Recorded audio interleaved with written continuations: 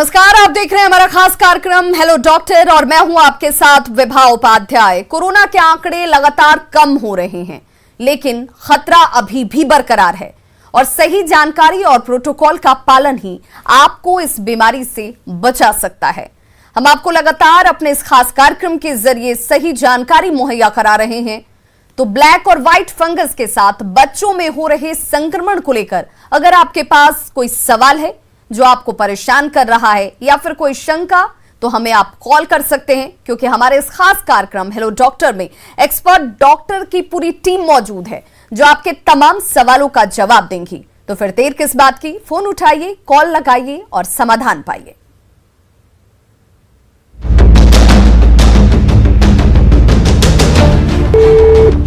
Children's Hospital, what is your emergency?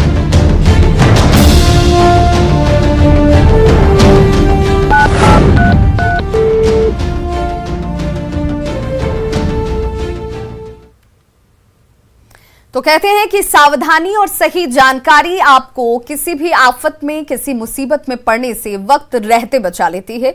और अगर बात पेंडेमिक सिचुएशन की हो जो इस वक्त पूरे देश और दुनिया में हालात बनाए हुए हैं, वैसे में सही जानकारी आखिर घर बैठे कैसे मिले, इस मद्देनजर हमारा ये खास कार्यक्रम हेलो डॉक्टर और हमारे साथ हर रोज की तरह आज भी डॉक्टर की पैनल मौजूद है जो आपको आपकी शंकाओं को दूर करने में मदद देंगे। Doctor Nirav Kumar, cardiologist, IGIMS के हमारे साथ इस वक्त लाइव में जुड़ गए हैं। सर, आपका बहुत बहुत स्वागत है। साथ ही साथ डॉक्टर शुभम कुमारी हैं, डेंटल सर्जन है, हमारे साथ जुड़ी हुई है। बहुत बहुत स्वागत है मैम आपका भी। और इसके साथ डॉक्टर निगम प्रकाश, शिशु रोग विशेषज्ञ हैं, वो हमारे साथ जुड़ गए हैं। आप सभी का हमारे इस खास कार्यक्रम में बहुत स्वागत। सबसे पहले डॉक्टर नीरव कुमार, मैं आपसे जानना चाहूंगी, जब भी बात हेल्थ की होती है, स्वास्थ्य की होती है, वैसे में लोगों के मन में यह सवाल होता है कि क्या सही जानकारी है और क्या गलत, हम इसमें कैसे अंतर करें, किस तक अप्रोच करें, क्या करें और क्या ना करें। वैसे हालात में जब इस वक्त इस पेंडेमिक सिचुएशन में ये वायरस जो है हर वक्त म्यूटेट हो रहा है, चेंज हो रहा है, इसके लक्षण चेंज हो रहे हैं, तो जानकारी की शुरुआत इसी बात से कि इस वक्त प्रायोरिटी पर आम लोगों को क्या करना चाहिए। डॉक्टर नीरव कुमार। मुझे लगता है कि लोग को अपने आप को अपडेट रखना चाहिए चीज़ के लिए। और सबसे बड़ी बात है कि इंफॉर्मेशन हर जगह मौजूद है, आपके इंटरनेट पे, आपके टीवी पे, आपके पेपर पे। अपना विवेक का भी इस्तेमाल करना चाहिए, क्योंकि बहुत बार मिस इन्फॉर्मेशन भी रहता है। तो हमें सावधान रहना होगा कि अच्छी इन्फॉर्मेशन आए और अपने आप को अपडेट करते रहें कि कैसे बेहतर करें। और डेफिनेटली म्यूटेशन हो रहा है, वायरस बदल रहा है, ये अपना रूप बदल रहा है, लेकिन अच्छी बात है कि ये स्टिल वैक्सीन से ये कवर्ड है। और अभी तक म्यूटेशन के वजह से मोर्टिलिटी यानी मौत का आंकड़ा नहीं बढ़ा है, इन्फेक्टिविटी जरूर बढ़ा है। तो ये अभी चीज़ अंडर कंट्रोल है, हम लोग पॉजिटिव रहें। और जो भी चीज़ आ रही है अब समझ बहुत तेज़ी से बेहतर होती जा रही है लोगों की, और कोविड एप्रोप्रिएट बिहेवियर रखें, वो ज़रूरी है। ये बहुत महत्वपूर्ण जानकारी, जिसमें कोविड एप्रोप्रिएट बिहेवियर जिसे लेकर लगातार जागरूक भी किया जा रहा है, जानकारियां भी साझा की जा रही हैं, जिसमें आपको इस बात को खुद समझना होगा कि आपकी ही सावधानी आपको बचा सकती है। पहला स्टेप जो है वो आपके अपने स्तर से शुरू होता है। बेवजह अनावश्यक बाहर निकलने से बचिए। बच्चों पर विशेष रूप से ध्यान देने की जरूरत है। डॉक्टर निगम प्रकाश, शिशु रोग विशेषज्ञ, हमारे साथ इस वक्त जुड़े हुए हैं। डॉक्टर निगम प्रकाश से हम सवाल करें उससे पहले डॉक्टर शुभम कुमारी के पास मैं जाना चाहूंगी, डेंटल सर्जन है। डॉक्टर शुभम कुमारी, क्या हम ये माने कि इन लक्षणों में जिसकी चर्चा हम लगातार और जब से तकरीबन 1.5 साल का वक्त हो गया, जब हमने कोरोना के बहुत सारे सिम्टम्स को देखा और समझा है, क्या उसमें डेंटल समस्या भी एक लक्षण हो सकती है? क्योंकि अमूमन जो लोग परेशान होते हैं तो सवाल पूछते हैं, लेकिन आज के इस वक्त में हर किसी के जहन में यही है कि अगर हमें कुछ भी हो रहा है तो क्या ये कोरोना तो नहीं है। तो क्या डेंटल की समस्या भी इसके लक्षणों में शामिल है या फिर इससे लोग निश्चिंत रह सकते हैं? जी, पहली बात तो बहुत बहुत नमस्कार आप लोगों का। और जी बिल्कुल, डेंटल से तो ज़रूर ये रिलेटेड है, क्योंकि कहीं ना कहीं जैसे दांतों में सड़न आने की शिकायत, दांतों में पस आने की शिकायत, लगातार बहुत सारे मल्टीपल एब्सेस आने की शिकायत, जबड़े निकालने की शिकायत, ऐसे लोगों में बहुत सारे केसेस आ रहे हैं। जैसे कि देखने में आ रहा है कि ब्लैक फंगस में ऐसा जनरली देखा जा रहा है। आपके दांत अचानक हिलने लगते हैं, कभी दांतों में दर्द नहीं हुआ और अचानक दर्द शुरू हो जाता है। तो ये सब कहीं ना कहीं एक लक्षण जो आफ्टर कोविड भी बहुत सारे ऐसे लक्षण देखने को मिल रहे हैं। लेकिन ये लक्षण पहले भी था, लेकिन वही है कि आफ्टर कोविड ये क्या हो गया है कि लोगों की कहीं ना कहीं इम्यूनिटी वीक हो जा रही है। तो जो इम्यूनिटी वीक हो जा रही है उस वजह से भी ये फंगस जो है हमारे बॉडी में ईजिली एब्जॉर्ब हो रहे हैं और इसकी वजह से बहुत सारे नए नए खतरे पनप रहे हैं। बिल्कुल, तो हमें इस वक्त किसी भी समस्या को हल्के में नहीं लेना है, उस पर संजीदगी हमें पहले दिन से और शुरुआती वक्त से ही रखनी है और फिर आप उस पर बड़ी आसानी से जीत भी हासिल कर लेते हैं। हमारे साथ एक कॉलर जुड़ गए हैं पटना से, अरविंद आप अपना सवाल पूछिए। हाँ, हम तो वेट कर रहे हैं। अरविंद, आप तक हमारी आवाज पहुंच रही है? हाँ, आप अपना सवाल पूछें। प्लीज।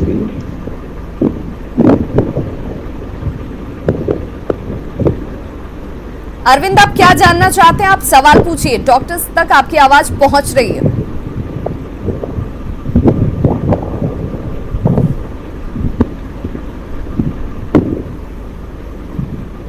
तो लगता है कॉलर तक आवाज नहीं पहुंच पा रही है। मैं ये जरूर चाहूंगी और मेरा ये आग्रह होगा तमाम उन कॉलर से जो जानकारी चाहते हैं और ये जानकारी आपके बहुत काम आ सकती है।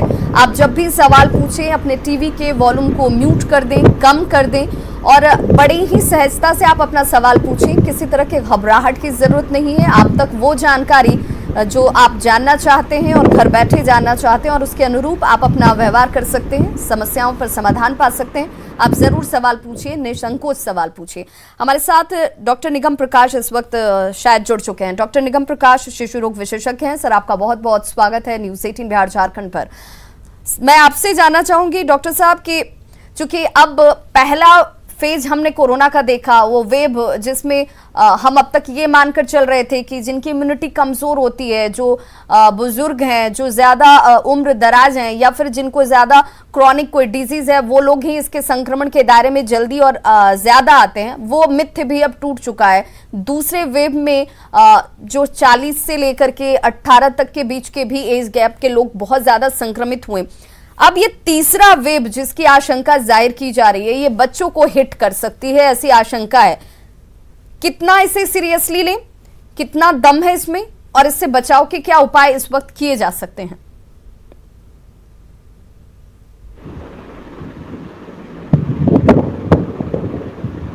डॉक्टर निगम प्रकाश।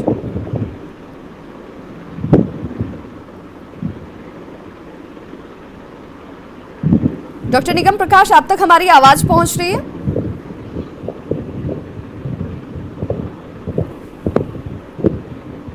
तो लगता है कुछ तकनीकी बाध्यता आ रही है। मैं चाहूंगी कि इसे रेक्टिफाई किया जाए, इसे दूर किया जाए और उसके बाद मैं चूंकि डॉक्टर निगम प्रकाश से बहुत सारे ऐसे सवाल जो एक पेरेंट के तौर पर लोग जानना चाहते हैं, बहुत महत्वपूर्ण हो जाता है। वीडियो नहीं हो रहा तो ऑडियो मोबाइल से कर दीजिए। ये जानने की बहुत ज़रूरत है कि क्या बच्चों को प्रिवेंशन के लिए इस वक्त उनको बचाने के लिए क्या कुछ किया जा सकता है। फिलहाल मैं डॉक्टर नीरव कुमार के पास जाना चाहूंगी। डॉक्टर नीरव कुमार, जब बात बड़ों की होती है तब भी बहुत हद तक ये बहुत ज़्यादा परेशान नहीं करती क्योंकि वो अपने आप को टेक केयर कर सकते हैं और इस हालात में वो क्या करें क्या ना करें ये समझ पाते हैं। लेकिन जब बात बच्चों की आती है तब परेशानी ज़्यादा बढ़ जाती है। बच्चों को कैसे प्रोटेक्ट किया जा सकता है? बच्चों को क्या इस वक्त पेरेंट्स के तौर पर क्या करने की जरूरत है जिससे बच्चे सुरक्षित रहें? हाँ, निश्चित रूप से बच्चों के प्रति सावधानी बरतने की जरूरत है। दरअसल ये तीसरे वेव की जो हम लोग बात कर रहे हैं, अगर ज़्यादातर लोग इम्यून हैं 18 ईयर ऑनवर्ड, तो डेफिनेटली जो अनइम्यूनाइज पॉपुलेशन है जिसे वैक्सीन नहीं पड़ा है वो अंडर रिस्क है। तो ये जो पॉपुलेशन है इसमें अगर होने लगा और तेज़ी से होने लगा और हॉस्पिटलाइजेशन और बेड की ज़रूरत पड़ी तब मुसीबत होगी। छोटे बच्चे के लिए बिस्तरा, बेड और उसके लिए अलग इक्विपमेंट, ये सारा मुसीबत है। लेकिन ये हम यूरोपियन कंट्री को अगर देखें, अमेरिका वगैरह में जो थर्ड वेव आया, ऐसा कोई प्रीडोमिनेटली बच्चे को इफेक्ट नहीं किया था, स्टिल बड़ों को ही इफेक्ट किया था और बच्चे में इम्यूनिटी और रोग से लड़ने की क्षमता और साइटोकाइन स्टॉर्म वगैरह कम होता है एडल्ट के कंपेरिजन में। बल्कि एक सर्वे जो दिल्ली का है उसमें 22 से 25% लोग बच्चे जो हैं ऑलरेडी एंटीबॉडी है उनको, तो यूजुअली एसिम्प्टोमेटिक गुजर जाते हैं, ये कैरियर होते हैं। फिर भी बच्चे इन्फेक्ट नहीं, उसके लिए ज़रूरी है कि जो एक्टिव मेंबर है घर के, जो बाहर निकल रहे हैं, जो बाहर से इन्फेक्शन अंदर ला सकते हैं, उनको ज़्यादा सावधानी की ज़रूरत है। मास्क पहने, मास्क हमेशा पहने, और जो लोग एक्सपोज हो गए हैं, जिन्हें लगता है कि लक्षण है या हो सकता है, वो खुद आइसोलेट हो जाएं, बच्चों से दूर रहें। ऐसे कमरे में जिसमें लैट्रिन बाथरूम हो तो डेफिनेटली बच्चों को हम बचा सकते हैं। लेकिन ये जो थर्ड वेव है, ये आना है, असंभावी है, और हो सकता है बच्चे अफेक्टेड हो सकता है नहीं भी अफेक्टेड हो।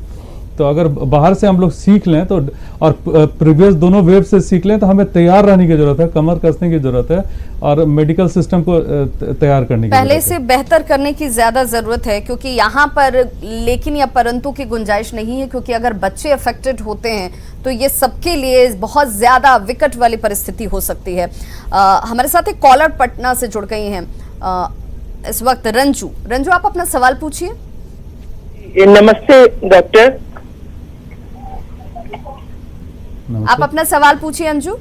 जी मैम, ये हम कोरोना पॉजिटिव हो गए थे, उसके बाद उससे रिकवर भी हो गए जी, और रिकवर होने के बाद हम वैक्सीन लगाए हैं मैम जी, और वैक्सीन लगाने के बाद शुगर बढ़ गया है। क्या वैक्सीन लगाने के बाद शुगर बढ़ता है? तो क्या आपने वैक्सीन लेने से पहले जांच नहीं, कराई थी? हाँ जी, उस समय मेरा शुगर लेवल एकदम नॉर्मल था। आपको पहले से शुगर की समस्या आ रही है? हाँ जी। डॉक्टर नीरव कुमार, आप क्या सजेस्ट करेंगे? डेफिनेटली वैक्सीन से शुगर नहीं बढ़ता, और जो कोरोना होता है, जो स्ट्रेस होता है, स्टेरॉइड यूज होता है, और खान पान में भी थोड़ी गड़बड़ी होती है, इससे शुगर बढ़ा रह सकता है। तो डेफिनेटली एक चीज़ समझने की जरूरत है, अगर आपको कोरोना इन्फेक्शन हुआ तो 3 महीने तक वैक्सीन नहीं लेना है, 3 महीने के बाद वैक्सीन लेना है, क्योंकि इम्यूनिटी अर्ली स्टेज में बहुत अच्छी रहती है, तो इनिशियल 3 महीने में लेने की जरूरत नहीं है। और जिन लोगों को वैक्सीन लगाया उनके शुगर बढ़ गया, ये मिथ है, ये हो ही नहीं सकता कि वैक्सीन के बाद कुछ अलग कॉम्प्लिकेशन हो सकते हैं। शुगर बढ़ना कॉम्प्लिकेशन नहीं है वैक्सीन का। बिल्कुल, तो डेफिनेटली आप अपने शुगर की दवा को अपग्रेड करें और डॉक्टर से मिलें, ज़्यादा अच्छा रहेगा। बिल्कुल, आप अपने शुगर लेवल को जांच बराबर करते रहें, डॉक्टर के संपर्क में रहें, उनके गाइडेंस के हिसाब से आप अपने दवाओं में तब्दीली ला सकते हैं। अपने दिनचर्या पर आप विशेष तौर पर फोकस करें, क्योंकि आप पहले पॉजिटिव भी हो चुकी थी। लेकिन ये दिमाग से तमाम लोगों को निकाल देना चाहिए कि वैक्सीन लेने के बाद किसी को शुगर की समस्या हो जाती है या उनका शुगर लेवल जो है वो बढ़ जाता है। ये तमाम चीजें मिथ हैं। डॉक्टर निगम प्रकाश हमारे साथ जुड़ चुके हैं, शिशु रोग विशेषज्ञ। डॉक्टर निगम प्रकाश, आपका बहुत बहुत स्वागत है। और काफी वक्त से आपसे जुड़ने की कोशिश लगातार की जा रही थी, क्योंकि इस वक्त पेरेंट्स जो हैं वो सबसे ज्यादा परेशान, डरे सहमे हुए हैं। डर भी वाजिब है उनका, क्योंकि जब बच्चे अफेक्टेड होंगे तो माता पिता के लिए ये स्थिति ज्यादा विकट नजर आती है। बच्चों की देखभाल के लिए बार बार मैं सवाल ये कर रही हूँ कि आखिर वो क्या किया जाए। पहले इनिशियली बच्चों को स्ट्रांग रखने के लिए इम्यून वाइज क्या किया जाए, जिससे बच्चे के अंदर रोग प्रतिरोधक क्षमता डेवलप रहे, ताकि अगर संक्रमण होता भी है तो उससे बहुत ज्यादा परेशान बच्चे ना हो पाए। डॉक्टर निगम प्रकाश, बहुत प्रासंगिक प्रश्न है, और मैं आपको बताना चाहूंगा कि सबसे इम्पोर्टेंट क्या है कि बैलेंस डाइट होना चाहिए। अभी जो के माहौल में सबसे इम्पोर्टेंट क्या है कि हमारा जो खाना है बच्चों का, उसमें प्रोटीन का समावेश उचित मात्रा में होना चाहिए। जो पनीर से मिलता है या कोई मीट फिश से मिलता है, अगर आप अभी एनिमल प्रोटीन न भी देना चाहें तो कम से कम एक तो जरूर दे सकते हैं, अंडा में देने में कोई हर्ज नहीं है। और इसके अलावा फ्रूट्स जो है, विभिन्न कलर के फ्रूट्स जो भी आ रहे हैं, उस सब में विटामिन और एंटीऑक्सीडेंट्स होता है, और साथ में वेजिटेबल ये जरूरी है। और दाल गाढ़ा होना चाहिए जिससे प्रोटीन ज़्यादा जाए। और ख़ास करके जो प्रोसेस्ड फूड है वो बिल्कुल बहिष्कार करना चाहिए बच्चों को, बिकॉज ये जो प्रोसेस्ड फूड है इसमें बहुत सारे जो है अवयव होते हैं जो हानि करते हैं। इसलिए प्रोसेस्ड फूड, जंक फूड, ये सब तो बिल्कुल नहीं खाना है, अभी तो मिलेगा भी नहीं और खाना भी नहीं है। और पैक्ड फूड भी नहीं खाना है, बल्कि ताज़ा बना हुआ फूड खाना है। चूँकि आप देख रहे हैं फंगल इन्फेक्शन की बात हो रही है, तो जो कुछ दिन हो जाए अगर ब्रेड का, तो वो ब्रेड को डिस्कार्ड कर देना है 1 से 2 रोज के बाद। और कोई भी चीज़ बासी नहीं खिलानी है, ताज़ा बना के खिलाना है। और सभी में ये जो अभी अवयव बताया गया ये सारे चीज का उचित मात्रा में अब होना चाहिए। लेकिन याद रखना इस बात को है कि फैट ज्यादा नहीं है, क्योंकि फैट आजकल चूंकि फिजिकल एक्टिविटी बच्चों की नॉर्मली तो कम हो गई है ना लॉकडाउन में, तो ऐसी अवस्था में उनको फैट ज्यादा नहीं देना चाहिए, फैट का थोड़ा रेस्ट्रिक्टेड यूज होना चाहिए। बिल्कुल। तो ये जानकारी जो डॉक्टर निगम प्रकाश इस वक्त दे रहे हैं माता पिता के बहुत काम आने वाली है, उनके बच्चों की सेहत के लिए बहुत जरूरी है। बड़ों में आप जो है गुंजाइश रख भी पाते हैं कि आप अगर स्किप कर देते हैं इन चीजों को तो क्या असर होगा या नहीं होगा, लेकिन बच्चों के साथ ये लापरवाही नहीं चलेगी, और तब जब थर्ड वेव को लेकर लोग ज्यादा डरे सहमे हुए हैं। हमारे साथ एक कॉलर जुड़ के हैं मुंबई से, जसमुद्दीन। जसमुद्दीन, आप अपना सवाल पूछिए। मैम मेरा यही सवाल है मैम जी, जो ब्लड प्रेशर का जो खबर न्यूज पे दिखाया जा रहा है इसका असर, इसका लक्षण कैसा होता है? हेलो जसमुद्दीन, आप अपना सवाल एक बार फिर से दोहराएं। जी, मेरा यही सवाल है, जो ब्लड फंगस का जो तरफ से पूरी इंडिया में जो हंगामा चल रहा है जी, इसका लक्षण कैसा होता है इंसानों के अंदर, आँख पे या दांत पे या हाथ पे? बिल्कुल। तो किस तरह के लक्षण एक आम आदमी ये समझ पाए कि उसे ब्लैक फंगस की समस्या तो नहीं पैदा हो रही है? डॉक्टर नीरव कुमार, आप क्या सजेस्ट करेंगे, क्योंकि इनका सवाल है कि अगर हो भी गया ब्लैक फंगस तो कैसे जाने एक आम आदमी कि उसे ब्लैक फंगस की समस्या हो रही है, उसे डॉक्टर के पास अप्रोच करना चाहिए, उसे वक्त रहते उसे लेकर सावधानी बरतनी चाहिए?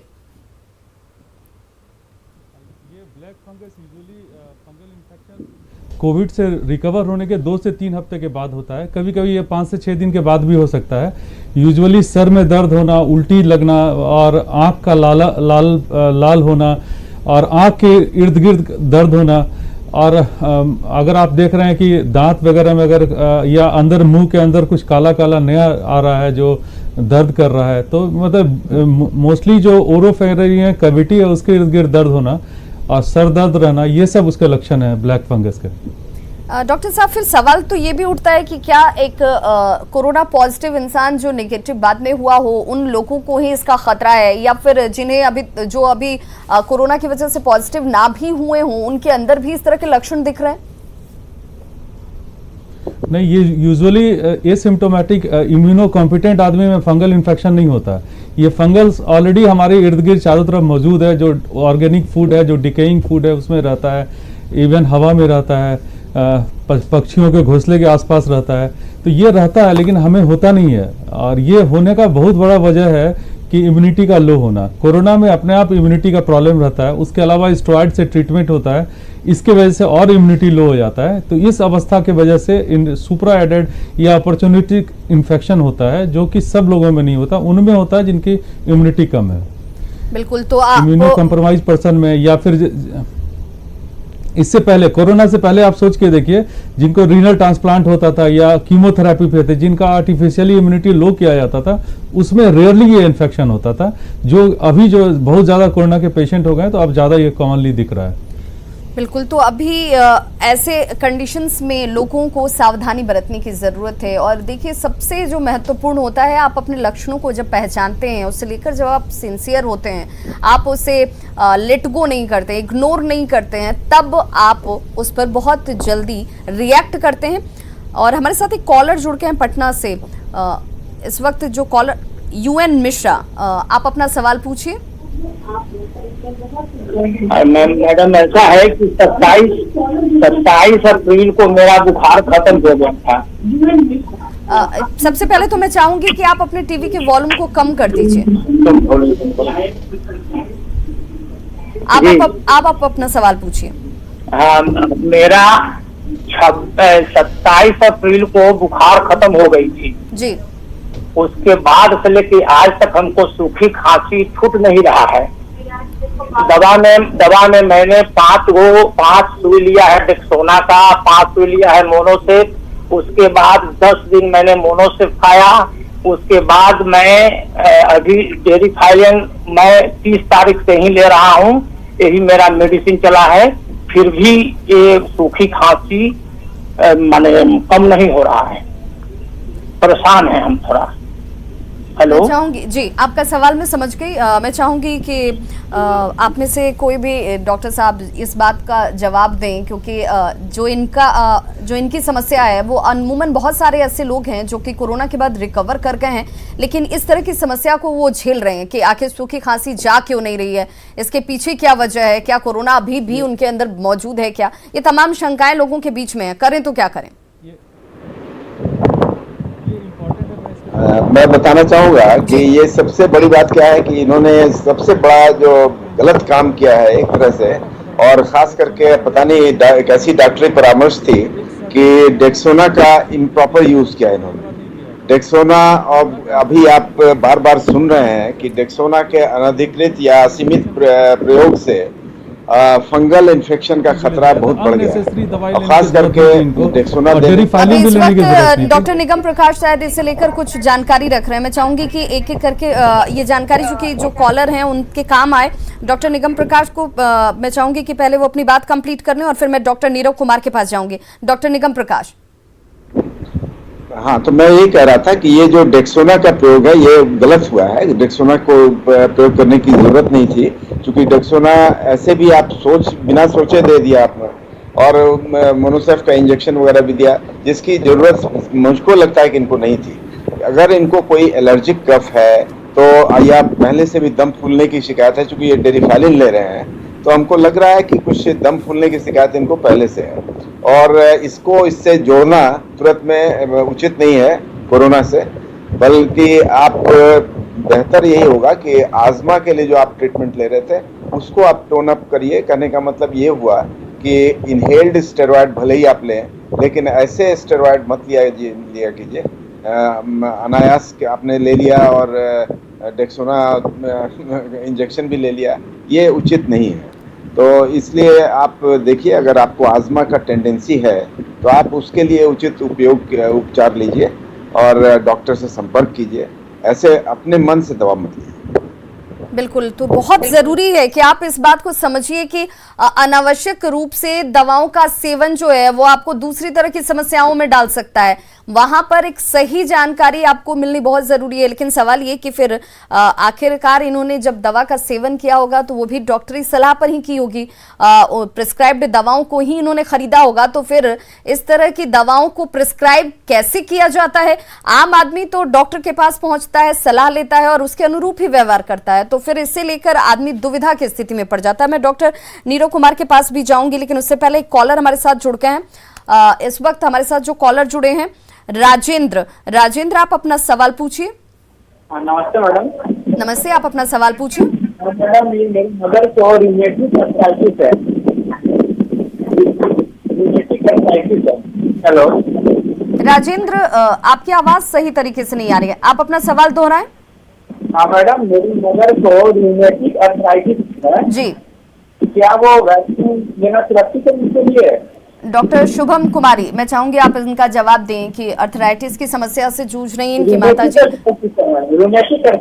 जी, तो क्या उन्हें वैक्सीन लेना चाहिए या नहीं लेना चाहिए? अभी तो मेरे ख्याल से कि अभी उनको वैक्सीनेशन अभी तो नहीं लेना चाहिए, क्योंकि ऑलरेडी वो मेनिंजाइटिस और अर्थराइटिस के शिकार हैं। तो आई थिंक कि उनको थोड़ा सा रुक के लेना चाहिए। आई थिंक कि इस विषय में सबसे अच्छा तो नीरव सर ही डिस्कस करेंगे। आई थिंक तो डॉक्टर नीरव कुमार, चूंकि माता जी को लेकर ये परेशान है तो आप जरूर सजेस्ट करें कि क्या करें। हाँ, जहाँ तक मैं सुन पा रहा हूँ ये बोल रहे हैं रूमेटॉइड अर्थराइटिस है माता जी को जी। ये क्रोनिक कंडीशन जो लंबे समय तक रहता है, इनको वैक्सीन की और ज्यादा जरूरत है। अगर रूमेटॉइड अर्थराइटिस है, इनको अगर कोरोना हो गया तो नया कोमॉर्बिडिटी के साथ ज्यादा प्रॉब्लम होगा। रूमेटॉइड अर्थराइटिस अगर ये बोल रहे हैं तब तो डेफिनेटली इनको लेना चाहिए वैक्सीन, और इसमें कोई ना नुकुर की जरूरत नहीं। लेकिन अगर मेनिंजाइटिस बोल रहे हैं तब अभी रुकना चाहिए, जैसा कि मैम बता रही थी। मोस्ट पहले ये रूमेटॉइड अर्थराइटिस बोल रहे हैं तो इनमें वैक्सीन एकदम मस्ट है, इसको लेना ही चाहिए। तो बिल्कुल आप इस बात को समझें कि क्या परेशानी और इस परेशानी के अनुरूप आपको वैक्सीन लेनी है या नहीं लेनी है, इसकी जानकारी डॉक्टर आप तक पहुंचाते हुए डॉक्टर नीरव कुमार, जिस पहला मेरा सवाल था और ये शंका भी है, चूंकि आम लोगों की समस्याओं को ही हम यहाँ पर उठाते हैं, तो एक आम आदमी कैसे समझे कि जो दवाएं वो खा रहा है या ले रहा है वो उसके लिए अप्रोप्रिएट है या नहीं, उसकी कितनी डोज उसे खानी चाहिए नहीं खानी चाहिए। अगर डॉक्टर प्रिस्क्राइब कर रहे हैं फिर उसमें भी क्या हमें सोचने की जरूरत है, लेकिन परंतु की जरूरत है? नहीं, मुझे लगता है कि ये ज़्यादातर over the counter medicine available है, जो एंटीबायोटिक है, जो ये स्टेरॉयड है, ये ओवर द काउंटर अवेलेबल है, लोग जाते हैं खरीदते हैं। सबसे पहले आपको इन्फेक्शन होता है, व्हाट्सएप पे लोग अपना मंगाते हैं कि ये दवा खाना है, वो शुरू कर देते हैं। इतना आराम से खाने की वजह से ही एपिडेमिक, जो फंगल एपिडेमिक्स आया है, जो ब्लैक फंगस चारों तरफ फैल रहा है, इसका बहुत बड़ा reason over the counter prescription है। आप देखिए, जब भी शुरू होता है लोग azithromycin, doxycycline, then followed by IV antibiotic और प्रोलॉन्ग एंटीबायोटिक चलाते रहते हैं। तो इससे क्या होता है, नॉर्मल बैक्टीरियल इन्फेक्शन सप्रेस हो जाता है, फंगल इन्फेक्शन हो जाता है। उसी तरह स्टेरॉयड भी इसी तरह लेते रहते हैं, ये बिल्कुल गलत है। वो उनको जो हो रहा है, कोरोना के बाद अक्सर देखा गया है कि 3 से 4 हफ्ते तक खांसी होती है, एलर्जिक खांसी होती है, इनको कुछ नहीं, सिर्फ एंटी एलर्जिक की जरूरत है।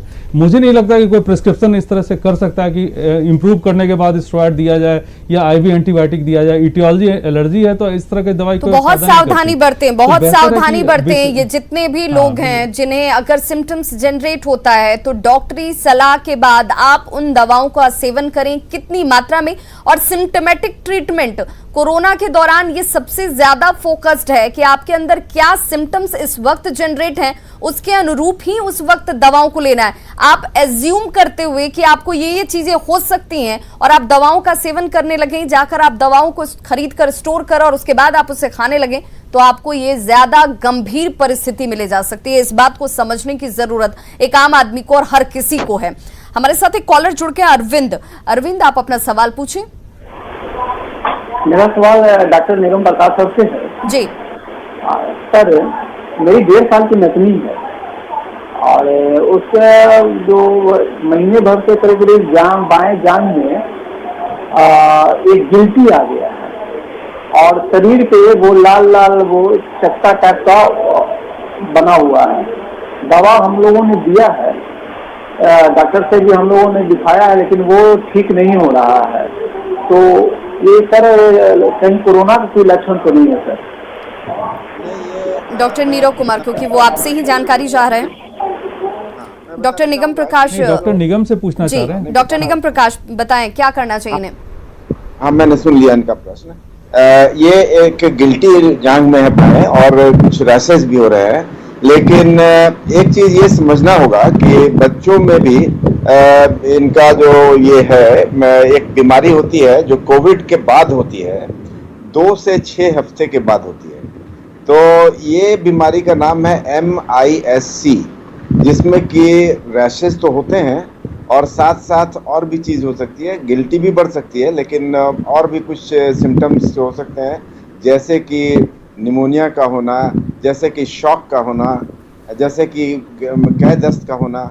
तो ये सब चीज़ मिला जुला करके अगर 2 लक्षण ऐसे हैं और ख़ास करके कोविड के साथ कांटेक्ट हुआ हो सकता है कि उस वक्त RT-PCR पॉजिटिव न भी आए तो उसका एंटीबॉडी जो है वो पॉजिटिव आ जाएगा अगर पहले हुआ होगा तो।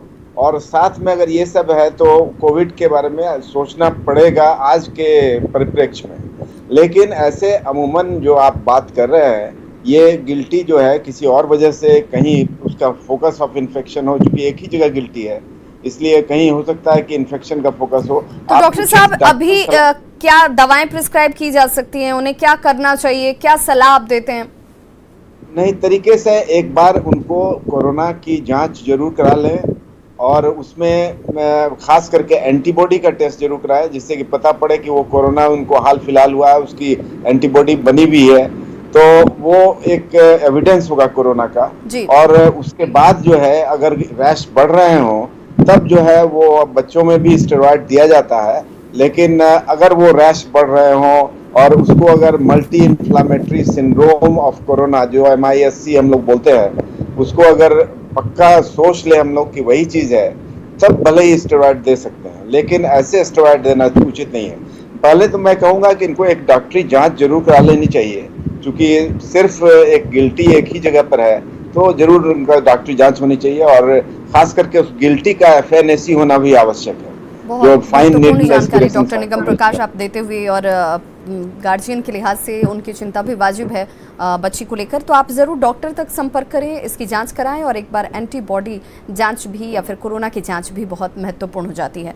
हमारे साथ एक कॉलर जुड़ गए हैं पटना से, रंजीत आप अपना सवाल पूछिए। हेलो, आप अपना सवाल पूछिए। हाँ, मेरा उम्र 70 वर्ष होने को है जी। हम अभी तक कोरोना का इंजेक्शन नहीं लिए हैं, अब बहुत रिजर्व हो जाते हैं जी। खीरा खूब खाते हैं, पानी खूब पीते हैं जी। तो क्या हमको इंजेक्शन लेना जरूरी है? डॉक्टर नीरव कुमार, चूंकि ये जानना चाह रहे हैं कि ये तो फिट हैं, 70 साल के आसपास उम्र है, तो क्या हमारे लिए जिनकी दिनचर्या अच्छी है, खान पान अच्छा है, फिट भी है, तो क्या वैक्सीन लेना जरूरी है क्या? बिल्कुल लेना चाहिए, वैक्सीन बिल्कुल लेना चाहिए। और सबसे बड़ी बात है, ये इतना खतरनाक वायरस है, इसमें कुछ लोगों में कोर्स पता ही नहीं रहता कि कैसे डिटोरिएट कर सकते हैं। आप क्या खाते हैं, क्या पीते हैं, बहुत अच्छी बात है, लेकिन वैक्सीन जरूर लीजिए। वैक्सीन लेने से नहीं लेने से का कोई मतलब ही नहीं है। लेने से आपका इम्यूनिटी बढ़ेगा, आप सुरक्षित रहिएगा, समाज भी सुरक्षित रहेगा, यानी कि आप सोच नहीं होइएगा दूसरे लोग को इन्फेक्शन होने के। हर्ड इम्यूनिटी अचीव करने में सोसाइटी को भी मदद मिलेगी। तो बिल्कुल आपको वैक्सीन लेना, और आपके इर्द गिर्द जितने लोग हैं सबको लेना चाहिए जो एलिजिबल हैं वैक्सीन के लिए। डॉक्टर नीरव कुमार, ये भी एक लोगों के मन में धारणा से बन गई है कि हम अगर फिट हैं, हमें किसी तरह की कोई बीमारी नहीं है, या फिर हम इस वक्त अपने आप को फिट महसूस कर रहे हैं, तो फिर हमें इस वैक्सीन की ज़रूरत नहीं है। लेकिन यहाँ इस वैक्सीन के साथ सिर्फ आप वैक्सीनेट होकर अपनी मदद नहीं करते हैं, आप समाज की भी मदद करते हैं, आसपास के लोगों को भी मदद करते हैं, क्योंकि जिनकी इम्यूनिटी कमज़ोर है, हो सकता है कि आप एसिम्प्टोमेटिक रह जाएं, लेकिन दूसरों को आप संक्रमित कर दें। ऐसे में दोनों को वैक्सीनेट होने की ज़रूरत है। हाँ, डेफिनेटली दोनों को वैक्सीनेट, सब लोगों को वैक्सीनेट होने की ज़रूरत है। और ये गलतफहमी में ना रहें या बुलावे में ना रहें कि मुझे नहीं होगा, मैं बिल्कुल स्वस्थ हूँ। मैंने देखा है बहुत सारे लोग 22 साल के लोगों को मतलब ज़िंदगी या मौत से संघर्ष करते हुए, कोई मतलब नहीं है। इस तरह का ये सोच भी गलत है। और ये वायरस किस में क्या करे, इसमें इम्यूनिटी का प्रॉब्लम नहीं है। वायरस अंदर गया, प्रोलिफरेट हुआ, और आपकी इम्यूनिटी आप ही के लंग्स को बर्बाद कर रही है। वो सब में नहीं होता, कुछ लोगों में होता है, 12 से 15% लोगों में। तो आप 12 से 15% में नहीं है, कौन जानता है। एक वैक्सीन लेके आप 70 से 80% चांसेज है कि बेहतर हो जाइएगा, तो लेना चाहिए। कोई सोचना ही नहीं है कि आप नहीं लेंगे। बिल्कुल, इसमें सेकंड थॉट की जरूरत नहीं है। ये वैक्सीन सभी के लिए, सभी को सुरक्षित रखने के लिए और आपके खुद की जान की सुरक्षा के लिए बेहद महत्वपूर्ण है और बहुत सफल और कारगर है। इसलिए आप किसी गलतफहमी में ना पड़े। हमारे साथ एक कॉलर जुड़ के अभिषेक, आप क्या जानना चाहते हैं, अपना सवाल पूछिए। मेरा 2 सवाल है। पहला सवाल कि ब्लैक फंगस का क्या लक्षण क्या है और क्या ये हवा में फैलता है, पहला सवाल। दूसरा सवाल मेरा ये है कि बच्चों को अभी जो 3rd वेव आने वाला है उसमें बताया जा रहा है कि बच्चों को ज्यादा इफेक्ट करेगा, इनके बचाव के लिए हम लोग को क्या क्या करना चाहिए?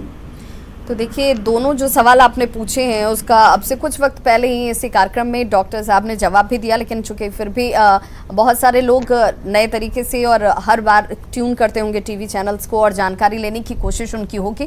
फिर भी मैं चाहूँगी डॉक्टर निगम प्रकाश, आप इन्हें एक बार फिर से बता दीजिए। गार्जियन के तौर पर बच्चों के लेकर इनकी परेशानी भी है और ब्लैक फंगस को लेकर के भी आशंकित हैं। अवश्य मैं बता रहा हूँ। सबसे इम्पोर्टेंट यह है कि ब्लैक फंगस के लिए आपको ये सोचना होगा कि ये नाक और उसके इर्द गिर्द साइनस में ये बीमारी पहले फैलती है और आँख और ब्रेन तक जा सकती है। तो जब भी नाक का कंजेशन हो और उसमें से डिस्चार्ज आने लगे और उसके ऊपर का जो स्किन है वो बदरंग होने लगे, वो उसमें पहले तो लाली आए, फिर उसमें कालापन आने लगे, और जब डबल विजन होने लगे, आँख की कोई शिकायत हो, आँख की दृष्टि में कोई शिकायत हो, खास करके डबल विजन हम लोग बोलते हैं, 2-2 चीज़ दिखने लगे, एक चीज़ 2-2 बार दिखने लगे तो डबल विजन बोलते हैं। और तदोपरांत आप जो है ब्रेन का जो भी है साइंस है, जो ब्रेन में जब हेडेक होना शुरू हो या उसकी कंसेंसोरियम में डिफरेंस हो, तो ये सब तो बहुत आगे के लक्षण है, लेकिन पहले लक्षण, शुरुआती लक्षण यही होंगे कि नाक कंजेस्टेड होगा, नाक से कुछ स्राव आएगा जो हल्का ब्लैकिश भी हो सकता है, और ओवरलाइंग स्किन जो है वो बदरंग होगा। तो ऐसी अवस्था में ही इसको पकड़ना ज़्यादा आवश्यक है, खास करके वैसे व्यक्तियों को जिनको आपने स्टेरॉइड दिया है पास्ट में। खास करके अभी जो देखा जा रहा है, पहले भी ये ब्लैक फंगस हुआ करता था, और ऐसा नहीं कि ब्लैक फंगस से ये आज की चीज़ है, लेकिन अभी इंसिडेंस बढ़ गया है क्योंकि स्टेरॉइड का, जैसे मैंने कहा, अनधिकृत और असीमित प्रयोग हो रहा है। ये बहुत ही गलत बात है और उसके वजह से ये बढ़ गया है। और इसमें खास करके जो इम्यूनिटी जिनकी लो होती है, जैसे कि अभी डॉक्टर साहब ने कहा आपको कि जितने भी क्रॉनिक ऑर्गन डिजीजेस हैं, लिवर के, किडनी के या लंग्स के, उसके अलावा जो ट्रांसप्लांटेड हैं, जो इम्यूनोसप्रेसेंट दवा खा रहे हैं, तो इन सबों को जो है इसकी शिकायत होती है, खास करके ब्लैक फंगस की। तो ब्लैक फंगस जरूर, उसके लिए आपको पहले से सोचना पड़ेगा। दूसरा है कि ब्लैक फंगस हवा से नहीं फैलता। ये सबसे एक संतोष का विषय है कि आप उससे मरीज के बगल से भी गुजर जाइएगा तो आपको ब्लैक फंगस नहीं होगा। ये एक दूसरे से नहीं फैलता है, बल्कि ये फंगस तो होता ही है वातावरण में, लेकिन जो है इम्यूनिटी जिनका रहता है वो उसको नहीं होने देते हैं। और अगर आपकी इम्यूनिटी सही है तो आप आराम से उस मरीज के इर्द गिर्द भी जाइएगा तो आपको नहीं होगा। तो इसलिए ये फैलने वाली बीमारी नहीं है, संक्रामक उस तरह से नहीं है। बिल्कुल, तो आपको ऐसे घबराने की जरूरत नहीं है कि हवा में ये फैल रहा है और किसी भी शख्स को ये ब्लैक फंगस हो जाएगा। ऐसे ये तमाम चीजें मिथ्य के दायरे में आती हैं, ऐसा समझने की या सोचने की जरूरत नहीं है। सावधानी, साफ सफाई हर किसी के लिए हर वक्त जरूरी होती है, इस पर जरूर ध्यान दीजिए। और जहां तक बच्चों की बात है तो डॉक्टर साहब ने बताया कि घर की बनी हुई चीजें जरूर खाइए, हरी सब्जियों का, फल का सेवन जरूर करें। साफ सफाई को लेकर बच्चों को भी जागरूक किया जाए, उनकी दिनचर्या भी जो है वो व्यायाम और प्राणायाम से शुरू हो, तो इसमें कोई गुरेज नहीं होना चाहिए। ये तमाम चीजें आपको इम्यूनिटी वाइज स्ट्रांग करती हैं, किसी भी खतरे से पहले आपको बचाती हैं। हमारे साथ इस वक्त अंजनी सिन्हा एक कॉलर जुड़ गए हैं पटना से, आप अपना सवाल पूछिए। हाँ, मेरा कहना है, मैं बहुत दिन से ट्राई कर रहा हूँ, कोविशील्ड का फर्स्ट इंजेक्शन हम 2 मार्च को लिए जी, और सेकंड इंजेक्शन हमको 5 अप्रैल को पड़ गया जी। तो अब बताया जा रहा है कि 6 से 8 सप्ताह में लिया जाए, तो हमको तो रजिस्ट्रेशन किए और सब हुआ, तो अब क्या करना है? तो आपने दोनों डोज इंजेक्शंस की ले ली हैं? हाँ, तो फिर तो आपको किसी बात की परेशानी नहीं होनी चाहिए। आपको तो वक्त पर आपका इंजेक्शन, आपका डोज मिल गया, आपको कवच लग चुकी है। वक्त पर कहाँ मिला? आप तो अब आप कह रहे हैं कि 6 से 8 सप्ताह, और हम तो चौथा सप्ताह में, 4 सप्ताह के बाद 5वां सप्ताह में तो हमको मिल गया। फिर भी अंजनी कुमार जी, आपको परेशान होने की जरूरत नहीं है। ये आपको तब भी आपके अंदर एंटीबॉडी बन चुकी है, जो डॉक्टर लगातार कह रहे हैं। फिर भी मैं चाहूंगी कि डॉक्टर नीरव कुमार आप खुद इन्हें बता दें, क्योंकि ये इस बात से अब परेशान हो रहे हैं कि इन्हें तो दोनों डोज लग गए, अब नॉर्म्स में चेंजेस ला दिए गए, तो कहीं ऐसा तो नहीं है कि इम्यूनिटी कम डेवलप करेगी या बहुत ज्यादा इफेक्टिव नहीं होगा? विवा जी, मैं इनके एंजाइटी को समझता हूँ। इनिशियली जो पहले शेड्यूल था कि 4 वीक के बाद देना है वैक्सीन, लेकिन बाद में ट्रायल से पता चला कि ये अगर 6 to 8 वीक का गैप रहे फर्स्ट एंड सेकेंड इंजेक्शन में तो ज़्यादा एंटीबॉडी बनती है। लेकिन इसका ये मतलब नहीं हुआ कि 1 महीने के गैप में किसी को लिया तो इम्यूनिटी कम है। हम लोग भी 1 महीने के गैप में लिए हैं, लेकिन ये इन्फीरियर है, ऐसी बात नहीं। प्लस आप ये समझ लीजिए कि म्यूटेशन हो रहा है, नया वेरिएंट आ रहा है, तो हमें 6 महीने के बाद या साल भर के बाद बूस्टर डोज लेने के लिए तैयार रहना होगा।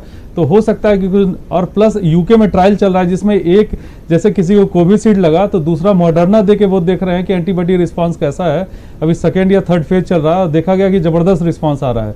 यानी कि अभी आने वाले समय में ये क्लियर होगा कि और वैक्सीन की ज़रूरत है कि नहीं। और मोस्ट प्रोबेबली हर साल हम लोग को बूस्टर डोज लेने के लिए तैयार रहना होगा, जैसे कि अदर इन्फ्लुएंजा वैक्सीन वगैरह में होता है। वो बूस्टर डोज इसलिए होगा कि जो म्यूटेटेड वेरिएंट है उसको हम लोग कवर करें, प्लस और बेहतर एंटीबॉडी रिस्पांस करें। लेकिन ये समय के गर्त में है, अभी हम लोग को वेट करना चाहिए। और आप निश्चिंत रहिए, आप भी प्रोटेक्टेड हैं, कोई शक नहीं है इसमें। और सबसे बड़ी बात तो ये कि जिनसे आप सलाह चाहते हैं, जिनकी सलाह पर आपको यकीन है, वो तमाम जो फ्रंटलाइन वॉरियर्स हैं, डॉक्टर्स हैं, उन्होंने इसी दरमियान, इसी टेन्योर के अंदर वैक्सीनेट हुआ है और उसके बाद वो कोविड पेशेंट की ट्रीटमेंट कर रहे हैं उनके बीच रहकर। तो इससे ज़्यादा आपको किसी प्रमाण की ज़रूरत नहीं होनी चाहिए। हालांकि आपको अगर संदेह था, आपने सवाल पूछा और आपकी शंका दूर हो गई होगी। हमारे साथ एक कॉलर गया से सुजीत जुड़ गए हैं। सुजीत, आप अपना सवाल पूछिए।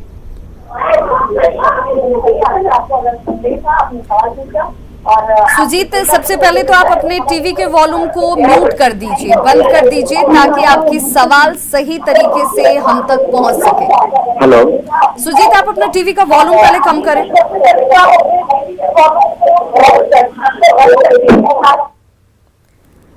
अब आप अपना सवाल पूछिए।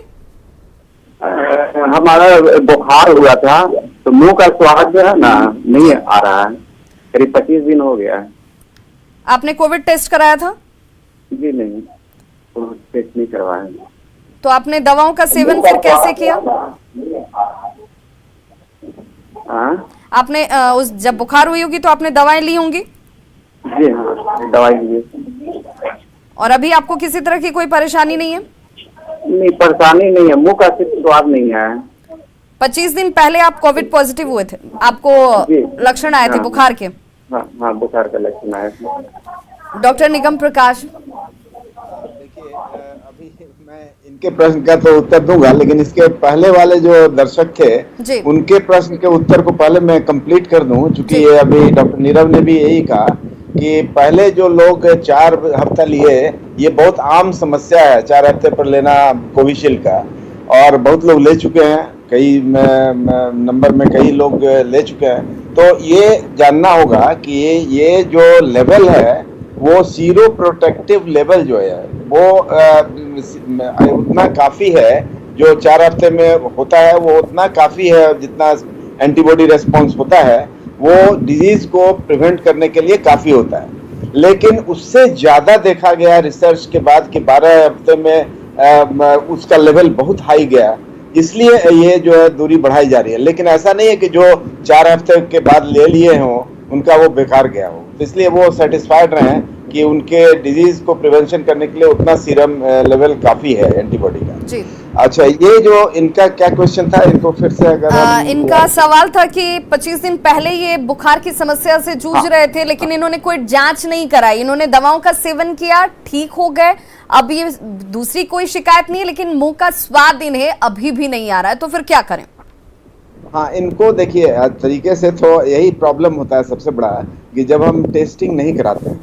अभी प्रॉब्लम इनके साथ क्या है कि ये मोस्ट लाइकली मतलब 99% यही है कि इनको जरूर कोरोना ही हुआ होगा, और इन्होंने कितने लोगों को फैलाया होगा अनभिज्ञ हो करके ये तो मैं नहीं कह सकता हूँ, क्योंकि इनको जब खुद पता ही नहीं है, इन्होंने टेस्ट ही नहीं कराया, तो जरूर सबसे मिल रहे होंगे नॉर्मल तरीके से।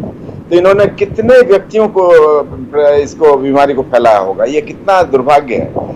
तो एक तो ये हुआ, दूसरा है कि अगर कोविड हुआ भी तो अब इनको चिंता करने की आवश्यकता नहीं है, क्योंकि कोविड जो है 14 से 17 रोज मैक्सिमम वो आइसोलेशन रखने की आवश्यकता होती है, उसके बाद आप विचर सकते हैं समाज में जैसे नॉर्मल व्यक्ति विचरता है। डॉक्टर साहब, मुंह का स्वाद नहीं आ रहा है, ये परेशानी है, उसे कैसे वापस लाया जाए? मैं बता रहा हूँ, कुछ सिम्टम्स जो हैं कोविड के, वो जब नर्व एंडिंग में वो वायरस जो मिल जाता है, खास करके जो स्वाद वाले में या स्मेल वाले में, तो वो कभी कभी अटैच्ड रहता है न्यूरॉन से, और वो कभी कभी 2 से 3 महीना लग सकता है वापस आने में। तो इसका ये मतलब नहीं हुआ कि कोविड अभी आप में एक्टिव है, आपका कोविड बिल्कुल ठीक हो गया है, लेकिन स्वाद आने में या महक आने में अगर आपको देर हो रही है तो इससे आप बिल्कुल चिंता न करें कि आपको ये बीमारी अभी तक बरकरार है, क्योंकि बीमारी का ये अवशेष है जो धीरे धीरे अपने आप चला जाएगा। बिल्कुल, तो आपको कुछ वक्त के बाद ये अपने आप ही चला जाएगा और आपको स्वाद भी आने लगेंगे, लेकिन एक जिम्मेदार नागरिक की भूमिका आप सभी को निभानी चाहिए। लक्षण है, बुखार के सिम्टम्स थे, तो आपको जांच जरूर करानी चाहिए, आपके खुद के लिए भी और आपके परिवार के दूसरे सदस्यों के लिए भी और समाज के लोगों के लिए भी, जो लापरवाही दूसरों के लिए भारी पड़ सकती है। हमारे साथ कॉलर जुड़ के हैं रजनीश बक्सर से। रजनीश, आप अपना सवाल पूछिए। हाँ मैम, मेरा TSH 9.3 तक है जी। और पत्नी को भी अस्थमा है, तो इस कंडीशन में क्या हम लोग इंजेक्शन ले सकते हैं वैक्सीन? डॉक्टर शुभम कुमारी क्या सजेस्ट करेंगे आप इन्हें? जी बिल्कुल, TSH जो जैसा वो बोले कि उनका 9 पॉइंट समथिंग है और जैसा, तो बिल्कुल आप ले सकते हैं इंजेक्शन, लेकिन आप डॉक्टरी सलाह के बाद ही आप ले इंजेक्शन, वो ज़्यादा बेहतर होगा।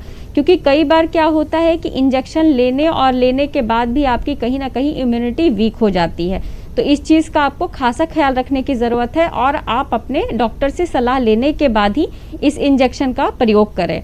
और जैसा कि इसके बारे में विस्तृत रूप से नीरव सर ही बताएंगे, क्योंकि वो उस फील्ड से ज़्यादा रिलेटेड है।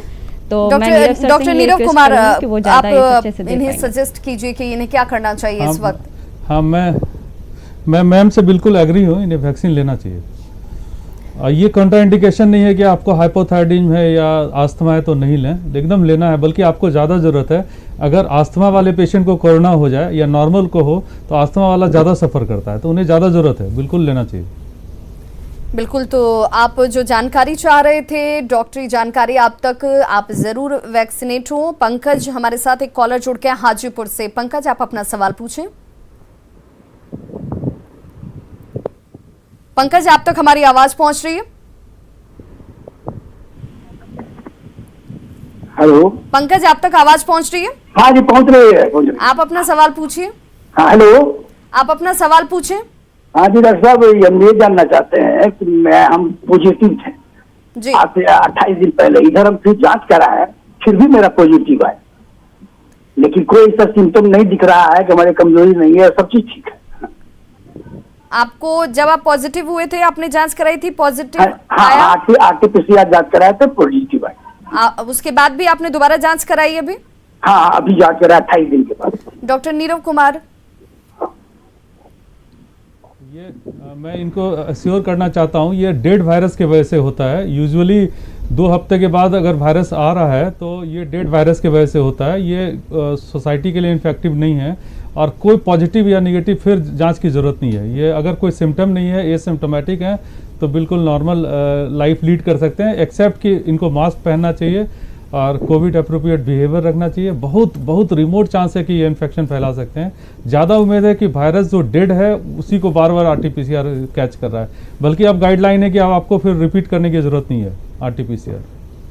बिल्कुल, तो देखिए इस वक्त अब आपको परेशान होने की ज़रूरत नहीं है, क्योंकि अभी इस वक्त जो आपको पॉजिटिव रिपोर्ट के तौर पर आ रही है वो आपको किसी तरह का डैमेज नहीं करने वाली है, कोई परेशानी आपको नहीं खड़ी होगी, आपको दोबारा जांच कराने की ज़रूरत नहीं है। तो ये डॉक्टरी सलाह आप सभी के बहुत काम आई होगी, ऐसी हम उम्मीद करते हैं। आप अपना जो व्यवहार है वो एप्रोप्रिएट रखें, आपको अपने लिए भी जिम्मेदारी निभानी है, समाज के लिए भी निभानी है, और इसी कोशिश, इसी सहयोग के साथ हम इस पेंडेमिक सिचुएशन से निकल भी सकते हैं, इस पर जीत भी हासिल कर सकते हैं। कहते हैं कि छोटी छोटी कोशिशों और वक्त रहते आपकी सजगता से बड़े परेशानी पर जीत हासिल है, तो उसके लिए ये वक्त और ये समय जो है आपको बहुत कुछ सिखा रहा है। इस कोरोना से आपको बहुत कुछ सीखने को भी मिल रहा है।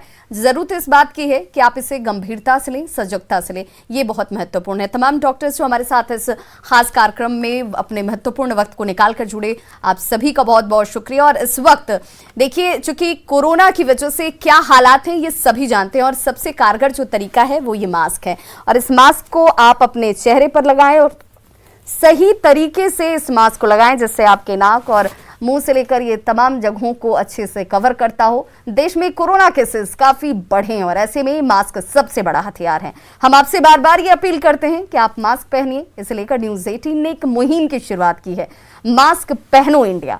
आप खुद से ये प्रण लीजिए कि जब तक ये महामारी है आप मास्क नहीं उतारेंगे। मास्क ठीक से पहनिए, मास्क है मजाक नहीं। तो इस बुलेटिन में आज बस इतना ही।